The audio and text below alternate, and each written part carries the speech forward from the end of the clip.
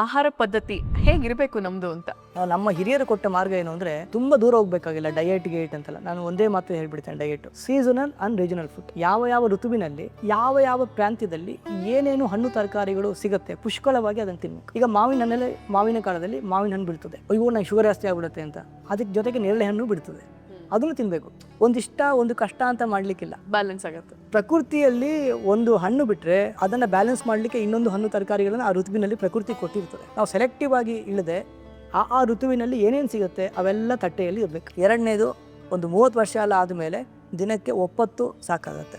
ರಾತ್ರಿ ಸೂರ್ಯ ಅಸ್ತಕ್ಕಿಂತ ಮುಂಚೆ ಫಲಹಾರವೇ ಜೋರಾಗಿರುತ್ತೆ. ನಮ್ಮದು ಏಕಾದಶಿ ಫಲಹಾರದ ಉಪ್ಪಿಟ್ಟು, ಅವಲಕ್ಕಿ, ಕೇಸರಿ ಫಲಹಾರ.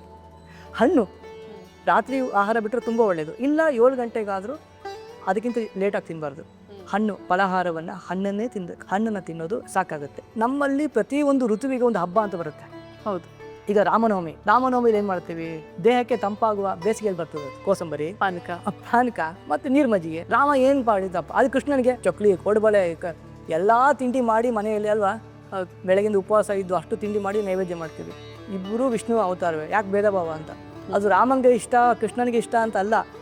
ಯಾವ ಋತುವಿನಲ್ಲಿ ಏನು ಆಹಾರವನ್ನು ತಿಂದರೆ ನಾವು ಆರೋಗ್ಯವಾಗಿ ಬದುಕಲಿಕ್ಕೆ ಸಾಧ್ಯ ಇದೆ ಅದನ್ನು ನಮ್ಮ ಹಿರಿಯರು ನೈವೇದ್ಯವಾಗಿ ತಂದರು.